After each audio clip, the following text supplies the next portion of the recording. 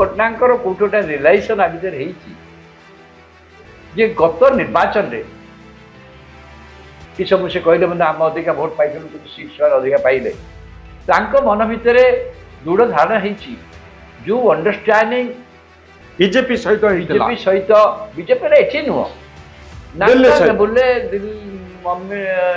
मोदी अमित शाह सहित होता लोकसभा क्षेत्र में बीजेपी प्राधान्य रहिबो किंतु ओडिशा रे नवीन पट्टनायक को आउ थरे जहाँ कले मते भाबुतले सी ओडिशा सरकार करी ए गोटे क्लैंडस्टाइन बा गोटे तांका भितर बिजान देला आपण देखिबे गला चंडीगढ़ सभार मध्ये भी इवन प्रधानमंत्री मोदी मध्य नवीन पट्टनायक कहते हो जाएगा यू सी धरी नहीं थे सेटा किंतु लास्ट फेज को देखे निर्वाचन रे सी विशेष सक्रिय नथिले सी कुआड जाउ नथिले तान्यानु छाड़ देथिले लास्ट द्वितीय फेज पूर्व चारटा फेज पूर्व इलेक्शन कमिशनर और सेंट्रल गवर्नमेंट बहुत एक्टिव हो जा पर सी जो मन धरी निर्वाचन प्रचार चलते गोटे पांड्या बाहर आसगले सरकार बाहर को आसगले आउ जो के जन 3-4 जन ऑफिसर जहाँ नहीं निर्वाचन रणनीति चली निर्वाचन प्रोसेस रो हटे दिया गत किछि दिन भितर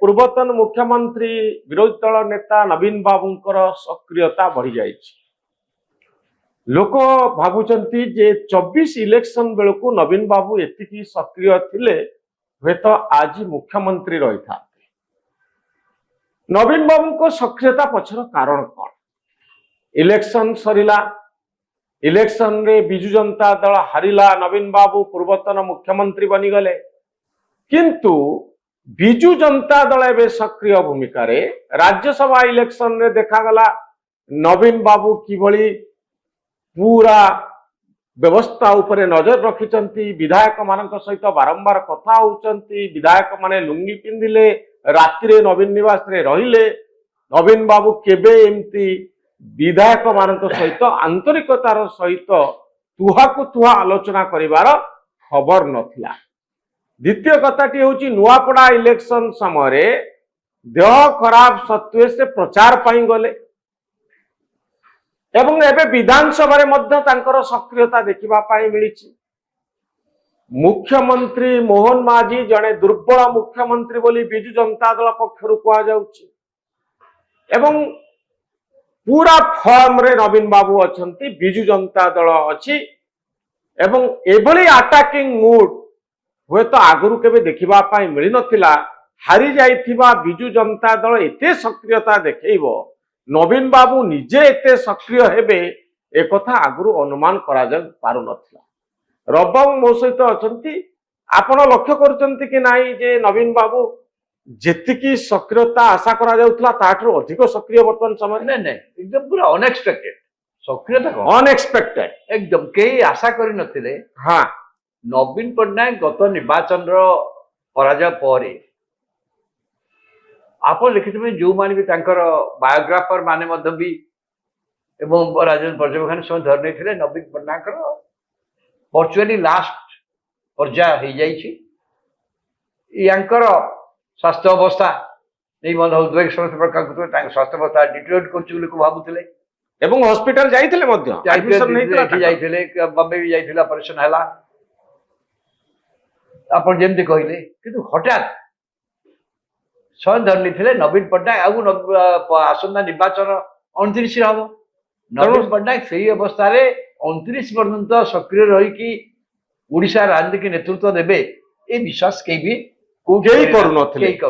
किंतु सक्रियता पछरे कौन कारण ये आसतु यहीटा कारण मुझे भावुची स्वयं धरने राइट अप कर कौन है तो भावुची नवीन पट्टनायक कोट गोटे रिलाइजेसन आविधर जे गत निर्वाचन रे कि सब से कहले मतलब आम अधिका भोट पाई सीट अधिका पाइले केते हजार भोट अधिका पाई किंतु सी मन भितर दृढ़ धारणा होती जो अंडरस्टैंडिंग बीजेपी सहित बीजेपी एठी नुह बोले मोदी अमित शाह सहित होता लोकसभा क्षेत्र में बीजेपी प्राधान्य रहिबो କିନ୍ତୁ ଓଡ଼ିଶାରେ ନବୀନ ପଟ୍ଟନାୟକଙ୍କୁ ଆଉ ଥରେ ସେ ଯାହା କଲେ ମତେ ଭାବୁଥିଲେ ଯେ ସିଏ ଓଡ଼ିଶାର ସରକାର କରିବେ।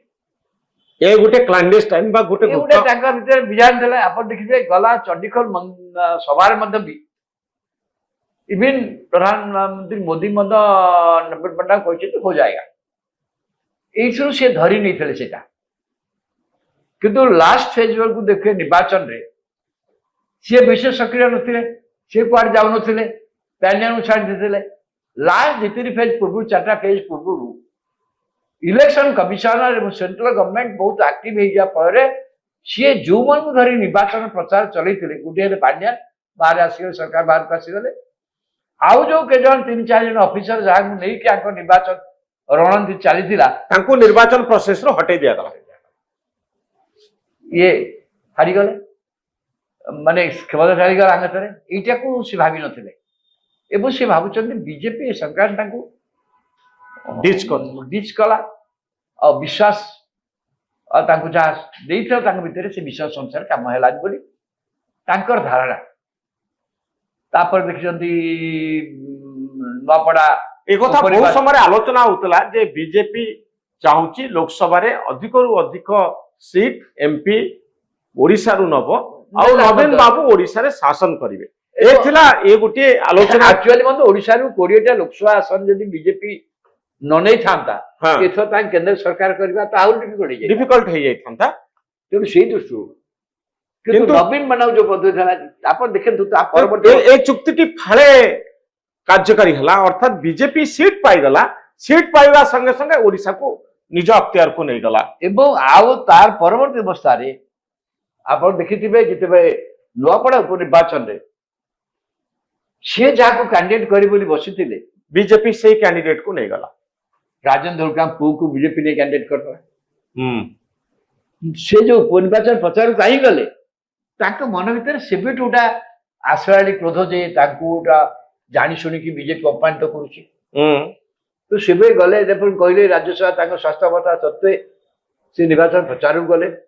ତାପରେ ତା ସହିତ ଯେମିତି ସ୍ୱାସ୍ଥ୍ୟ ପ୍ରଚାର ଯାହା ଯେମିତି ନୂଆପଡ଼ାରେ ଇଲେକ୍ସନ ହାରିଲା ବିଜେଡି ରାଜ୍ୟସଭା। ୟା ପରେ ଯୋଉଥ ବେଙ୍କା ଏଇଥର ରାଜ୍ୟସଭା ନିର୍ବାଚନରେ ପ୍ରଥମ ଥର ପାଇଁ ସେ ବିଜେପି ସାଙ୍ଗରେ ଆଗରୁ ଯିଏ ବିଜେପି ବିଧାନସଭା ନିଷ୍ପତ୍ତିକୁ କାର୍ଯ୍ୟକାରୀ କରିବା ପାଇଁ ନଥିଲେ ମଧ୍ୟ ବି ଦିଦି ଥର ଅଶ୍ୱିନୀ ବୈଷ୍ଣବଙ୍କୁ ଏଠି ରାଜ୍ୟସଭାକୁ ପଠେଇଲେ ଯଦି ବିଜେପିର କୌଣସି କ୍ଷମତା ବିଧାନସଭା ନଥିଲା।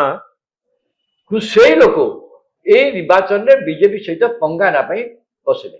ଆପଣ ମନେ ରଖିବେ ନିର୍ବାଚନ ପୂର୍ବରୁ ବିଜେପି ନେତାମାନେ ବାରମ୍ବାର କହିଲେ ଯେ ନବୀନ ପଟ୍ଟନାୟକ ଗୋଟିଏ ଆସନ 3ଟା ଆସନ ଆମେ ନେବୁ, ଆମେ ଜାଣିଛୁ କେମିତି ନେବୁ 3ଟା ଆସନ। ଆପଣ ମଧ୍ୟ ସେଥିରେ ଏକମତ ହଉଥିଲେ ଯେ ବିଜେପି 4ର୍ଥ ଆସନ ପାଇଁ ମୁଁ ସେତେବେଳେ ଆପଣ ଭୁଲ ଭାବୁଛୁ ସେତେବେଳେ କହିଲି ନବୀନ ପଟ୍ଟନାୟକ ନିଶ୍ଚିତ ସେମାନେ କଥାବାର୍ତ୍ତା କରିବେ 4ର୍ଥ ଆସନ ପାଇଁ ଏବଂ ନବୀନ ପଟ୍ଟନାୟକ ଅନୁମାନ କରୁଥିଲେ ନବୀନ ବାବୁଙ୍କ ସହିତ ନେଇକି ନବୀନ ବାବୁ ତୃତୀୟ ପ୍ରାର୍ଥୀ ଦେବା ପାଇଁ ଚାହିଁବେ ପ୍ରକାଶ କରିବେ। କିନ୍ତୁ ଆପଣଙ୍କ ଅନୁମାନ ମଧ୍ୟ ଭୁଲ ହେଲା ଏବଂ ନବୀନ ପଟ୍ଟନାୟକ ଏମାନେ କଥାବାର୍ତ୍ତା କଲେ ନାହିଁ। ନବୀନ ପଟ୍ଟନାୟକ ମୁଁ ଭାବିଲି ନିଷ୍ପତ୍ତି କରିଦେଲେ ବୋଧହୁଏ ଯେ ବିଜେପି ସାଥିରେ ଏଠି ଗୋଟେ ଚ୍ୟାଲେଞ୍ଜ ନିଆଯାଇପାରେ ନେଇକି ସେ ଯୋଉ ଇନିସିଏଟିଭ ନେଲେ ସେ ହିସାବ କରି ଅଙ୍କ ହିସାବ କରି ଦେଖିଦେଲେ ଯେ ବିଜେଡିର ଯୋଉ ଭୋଟ ଅଛି କଂଗ୍ରେସର ଭୋଟ ଅଛି 4ର୍ଥ କ୍ୟାଣ୍ଡିଡେଟ୍ ସେ କହିଲେ ମୁଁ ଆଗତୁରା ଯଦି ଘୋଷଣା କରିଦେବି ବିଜେପି ଆଉ 3ୟ କ୍ୟାଣ୍ଡିଡେଟ୍ ସେ ଭାବୁଛନ୍ତି ଯୋଉ ତାଙ୍କର ଯୋଉ ଅଣ୍ଡରଷ୍ଟାଣ୍ଡିଂ ଅଛି ବିଜେପି ଆଉ 3ୟ ପ୍ରାର୍ଥୀ ଦବ ନାହିଁ। କିନ୍ତୁ ବିଜେପି ଶେଷ ମୁହୂର୍ତ୍ତରେ 3ୟ ପ୍ରାର୍ଥୀ ଇଣ୍ଡିପେଣ୍ଡେଣ୍ଟ କ୍ୟାଣ୍ଡିଡେଟ୍ ଲଢେଇ ଆରମ୍ଭ ହେଲା। ତାଙ୍କରି ଦଳରୁ ମାକ୍ସିମମ୍ ଲୋକ ପ୍ଲସ୍ ଭୋଟିଂ କରିକି ଭୋଟ ଦେଲେ ଆଉ କଂଗ୍ରେସ ସହିତ ସେ ବନ୍ଧୁତ୍ୱ ସ୍ଥାପନ କଲେ ଏବଂ କଂଗ୍ରେସ ସହିତ ସେ ବନ୍ଧୁତ୍ୱ ତାଙ୍କର ଆସିଗଲା। ଏଇ ଯୋଉ ଦିନ ତାଙ୍କର ବନ୍ଧୁତ୍ୱକୁ ଦିନ ରାଜ୍ୟସଭା ନିର୍ବାଚନରେ ବିପର୍ଯ୍ୟୟ ହେଲା ସେଇଦିନ ମେଡିକାଲ ଘଟଣା ଘଟିଗଲା। ସେ ଭାବିଲେ ଏଇଟା ହିଁ ବର୍ତ୍ତମାନ ତାଙ୍କୁ ଯୋଉ ରିଭାଇଭାଲ ପାଇଁ ସେ ଉଦ୍ୟମ କରିଛନ୍ତି ଡାକିବା ଏକଜୁଟ କରିବା। ଆପଣ ଦେଖନ୍ତୁ ପାଣ୍ଡିଆନକୁ ସେ ପଛକୁ ପଛେଇ ଦେଇଛନ୍ତି। ପାଣ୍ଡିଆନ ଚାଲି ଯାଇଛନ୍ତି ତା ନୁହେଁ, ପାଣ୍ଡିଆନକୁ ପଛକୁ ପଠେଇ ଦେଇଛନ୍ତି। କିନ୍ତୁ ଏଇ ଯୋଉ ସମ୍ପୃକ୍ତ ବ୍ୟବସ୍ଥାକୁ ସେ ନିଜେ ମନିଟର କଲା ଭଳିଆ ବିଧାନସଭାକୁ ଯାଉଛନ୍ତି, ଡାକୁଛନ୍ତି, ବିଧାୟକ ମାନଙ୍କୁ ଡାକୁଛନ୍ତି ଏବଂ ଯୋଉମାନଙ୍କ ବିରୁଦ୍ଧରେ ଦଳ ଛାଡିଦେଲେ ଯୋଉମାନେ ସସ୍ପେଣ୍ଡ କରାଗଲା ସେ ଏରିଆରେ ଆଉ ଯୋଉ ପୁରୁଣା ଲୋକମାନେ ଥିଲେ କଂଗ୍ରେସର ରବି ଜେନା ଚାଲିଗଲେ, ସୁଭାଷ ଜେନା ଚାଲିଗଲେ, ସେଠି ରଘୁ ମହାନ୍ତିଙ୍କୁ ଡାକିଲେ, ଗଣାଗଲା, ଜୀବନ ପ୍ରଦୀପ ଦାସ ଗଣାଗଲା, ଏବଂ ପୁରୁଣା ବିଭିନ୍ନ ଅଞ୍ଚଳରୁ ଏଇ ଲୋକମାନଙ୍କୁ ସେ ଯୋଗାଯୋଗ ଏଇଟା ନିଜେ ନବୀନ ପଟ୍ଟନାୟକ କରୁଛନ୍ତି। ନବୀନ ପଟ୍ଟନାୟକ ଓଡିଶାର ଏମଏଲଏ ମାନଙ୍କୁ କଣ୍ଟାକ୍ଟ କରୁଛନ୍ତି, ଏ ନେତା ମାନଙ୍କୁ ମଧ୍ୟ କଣ୍ଟାକ୍ଟ କରିକି ତ ବିଜେପି ଉପରେ ପ୍ରତିଶୋଧ ନେବା ପାଇଁ ନବୀନ ବାବୁ ଚାହୁଁଛନ୍ତି। ଏଇ ଯୋଉ ତାଙ୍କ ଯୋଉଭଳି ଭାବେ ତାଙ୍କ ପ୍ରତି ଗୁଡା ସେ ଭାବୁଛନ୍ତି, ତାଙ୍କୁ ଯୋଉ ଭାବରେ ଗୋଟେ ପ୍ରକାର ଆପଣ କହିପାରିବେ ବିଶ୍ୱାସଘାତକତା ହେଇଛି ବା ବିଶ୍ୱାସରେ ତାଙ୍କୁ ବିଷ ଦିଆହେଇଛି ବୋଲି ସେ ଭାବୁଛନ୍ତି। ସିଏ ଭାବୁଛନ୍ତି ସିଏ ତାଙ୍କ ଗୋଟେ ଶକ୍ତି ଦେଖେଇବେ ଏବଂ ଏଇ କ୍ରମରେ ସେ କଂଗ୍ରେସ ସହିତ କରିଛନ୍ତି ଏବଂ କଂଗ୍ରେସ ସହିତ ଯେତେବେଳେ କରୁଛନ୍ତି ଏବଂ ସିଏ ମଧ୍ୟ ନବୀନ ପଟ୍ଟନାୟକ ଆଜ୍ଞା 24 ବର୍ଷ ମୁଖ୍ୟମନ୍ତ୍ରୀ ଥିଲେ, ସେ ଜାଣିଛନ୍ତି। ସିଏ ଅନେକ ଭାବନ୍ତି ରାଜନୀତି ସେ ଭଲ ଭାବରେ ଜାଣି ଯାଇଛନ୍ତି। ସିଏ ଯୋଉ ବେସିସରେ ବାରମ୍ବାର ବିଜେପିର ଯୋଉ ଭେଟ ହେଇଥିଲା ପ୍ରଥମ ଅବସ୍ଥାରେ, ଯେତେବେଳେ ବିଜେପିର ମଧ୍ୟ ବି ଭୋଟ ମାତ୍ର ଓଡିଶାରେ ସେତେବେଳେ ପ୍ରାୟ 13ରୁ 14% ଥିଲା, ସିଟ୍ ନଥିଲା। ଏବେ କଂଗ୍ରେସର ଠିକ ସେଇଆ ଏବଂ ବିଜେଡି ସେତେବେଳେ ଜନତା ଦଳ ଷ୍ଟ୍ରେଙ୍ଗ ଥିଲା, ତାଠୁ ବିଜେଡି ଷ୍ଟ୍ରେଙ୍ଗ ବର୍ତ୍ତମାନ ଅଧିକ। ସେମାନେ ଚାହୁଁଛନ୍ତି ବିଜେପିର ସାହାଯ୍ୟ, ଯଦି ବିଜେପି ମଧ୍ୟ ବି ଷ୍ଟ୍ରେଙ୍ଗ ହେଇଯାଇ ତାଙ୍କର 40% ଭୋଟ ଅଛି, ସିଏ ଭାବୁଛନ୍ତି ଯେ ବିଜେପି ସାଙ୍ଗରେ କଂଗ୍ରେସ ସାଙ୍ଗରେ ସେ କିଛି ବାଟ କଂଗ୍ରେସକୁ ନେଇ ଆସିବେ, ତାହେଲେ ନେକ୍ସଟ ଇଲେକ୍ସନରେ ତାଙ୍କ ପାଇଁ ବହୁତ ଇଜି ହେଇଯିବ ବିଜେପି ତାଙ୍କୁ ପ୍ରତିହତ। ଏବଂ ସବୁଠୁ ବଡ କଥା ହଉଛି ସେ କେମିତି ବାହାର ହେବ, ସେ ଚାହୁଁଛନ୍ତି ଏଇ ଯୋଉ ସରକାର ଏଇଟା ନିଜେ ତ ବିଜେପି ବାଲା କରିଦଉନାହାନ୍ତି। ଯେହେତୁ ମୋହନ ମାଝୀଙ୍କ ସରକାର ଗୋଟେ ଲୋକଙ୍କ ସରକାର, ଆଦିବାସୀ ମୁଖ୍ୟମନ୍ତ୍ରୀ ଜଣେ ଅଛନ୍ତି, ଲୋକଙ୍କର ଲୋକ, କିନ୍ତୁ ଏ ସରକାରଟାକୁ ଗତିଶୀଳ କରିବା ପାଇଁ ଯାହା ଯାହା ଦରକାର, ଯୋଉ ଅଧିକାର ମୁଖ୍ୟମନ୍ତ୍ରୀଙ୍କ ହାତରେ ରହିବା କଥା, ମୁଖ୍ୟମନ୍ତ୍ରୀଙ୍କ ଯୋଉ କର୍ତ୍ତୃତ୍ୱ ରହିବା କଥା, ସେଇଟା ବର୍ତ୍ତମାନ ହେବନି। ମନ୍ତ୍ରିମଣ୍ଡଳ ସେଇ କେନ୍ଦ୍ରରୁ ହେଇଛି, ମୁଖ୍ୟମନ୍ତ୍ରୀ ମଧ୍ୟ ସେଇ କେନ୍ଦ୍ରରୁ ହେଇଛନ୍ତି ବୋଲି ଧାରଣା। ତ ବିଜୁ ଜନତା ଦଳ କହୁଛି ଦୁର୍ବଳ ମୁଖ୍ୟମନ୍ତ୍ରୀ, ଆପଣ ଏଥିରେ ଏକମତ? ମୁଖ୍ୟମନ୍ତ୍ରୀ ଦୁର୍ବଳ ମୁଖ୍ୟମନ୍ତ୍ରୀ ହାତରେ, ମୁଖ୍ୟମନ୍ତ୍ରୀ ଚଉଟା ଗୋଟେ ଶକ୍ତିଶାଳୀ ଜାଗା, ଦୁର୍ବଳ କଣ କଥା ହଉଛି, ସେ ଜାଗା ଅଥରିଟି ବ୍ୟବହାର କରିବେ ନା ନାହିଁ। ମୁଁ ଭାବୁଛି ଅଥରିଟି ଯୋଉ କଥା, ସେ ସ୍ୱାସ୍ଥ୍ୟମନ୍ତ୍ରୀ ହୁଅନ୍ତୁ ବା ସେଇଦିନ ଘଟଣା ଏସି ମେଡିକାଲ କଲେଜରେ ଯୋଉ ଘଟଣା ହେଲା, 2 ଦିନ ଭିତରେ ସମସ୍ତେ ଆକ୍ସନ କମ୍ପ୍ଲିଟ ହେବା କଥା। ରେଡ୍ ସୁଟ୍ ଅଫ୍ ରୋଡ୍, 13 ଜଣ ଲୋକ ମରିଗଲେ, କାହିଁକି ସେଠାରେ ବିଳମ୍ବ କଲେ? ଏବଂ ହେଲା ପରେ ବର୍ତ୍ତମାନ ଯୋଉ ପରିସ୍ଥିତି ଆସିଲା, ବର୍ତ୍ତମାନ ସ୍ୱାସ୍ଥ୍ୟମନ୍ତ୍ରୀଙ୍କ ଇସ୍ତଫାରେ ସମସ୍ତେ, ସ୍ୱାସ୍ଥ୍ୟମନ୍ତ୍ରୀ ନିଜ ଆଡୁ ନୈତିକ ଦାୟିତ୍ୱ ନେଇଦେବା କଥା, ନେଇକି ତାଙ୍କୁ ରକ୍ଷା କରିଦେବା କଥା। ବା ସ୍ୱାସ୍ଥ୍ୟମନ୍ତ୍ରୀଙ୍କ ହାତରେ ଆଉ 3ଟା ବିଭାଗ ଅଛି, କେବଳ ସ୍ୱାସ୍ଥ୍ୟ ବିଭାଗ କାଢି ନେଇକି ଅନ୍ନମନ୍ତ୍ରୀ ସେ ରହିଥାନ୍ତା, କିଛି ତ ଗୋଟେ କରିଥାନ୍ତେ। ନକରି ଭାବୁଛନ୍ତି ମୁଖ୍ୟମନ୍ତ୍ରୀ କରିପାରିବେ? ମୋହନ ମାଝୀ ଚାହୁଁଛନ୍ତି କିନ୍ତୁ କରିପାରୁନାହାନ୍ତି।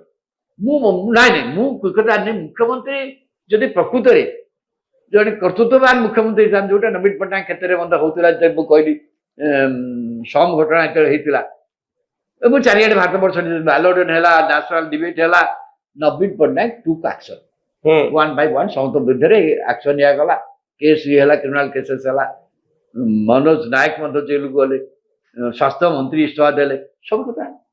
ମୋର କଥା ହଉଛି ସେଇଭଳି କିଛି ଆକ୍ସନ ମଧ୍ୟ ଏଠି ଦରକାର। ଏଇଟା ସରକାରୀ ମେଡିକାଲ କଲେଜ, ସେଟା ତ ପ୍ରାଇଭେଟ ମେଡିକାଲ କଲେଜ, ଏଠି ସରକାରଙ୍କ ସିଧାସଳଖ ଦାୟିତ୍ୱ।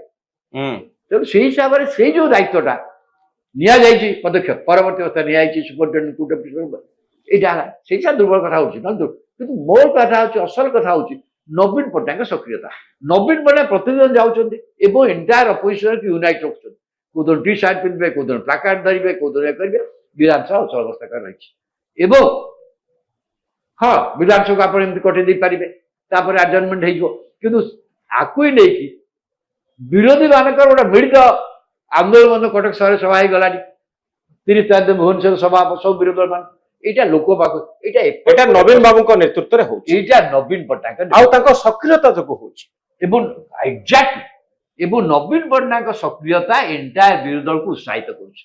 କାହିଁକିନା ଓଡିଶାରେ ଯେମିତି କହିଲି, ଏ ସରକାରରେ ଓଡିଶାରେ ଦୁର୍ଭାଗ୍ୟ ଆମର, ମୁଁ କହିବି ଓଡିଶାର ଗୋଟେ କ୍ୟାରିସ୍ମାଟିକ ଲିଡରର ଅଭାବ। ନବୀନ ପଟ୍ଟନାୟକ ଗୋଟେ ଦୃଷ୍ଟିରୁ ଗୋଟେ ଜାଗାରେ ପହଞ୍ଚି ଯାଇଥିଲେ, 24 ବର୍ଷ ରହିଥିଲେ, ତାର ଗୋଟେ ବ୍ରାଣ୍ଡ ବିଲ୍ଡିଂ ହେଇଥିଲା ଥିଲା।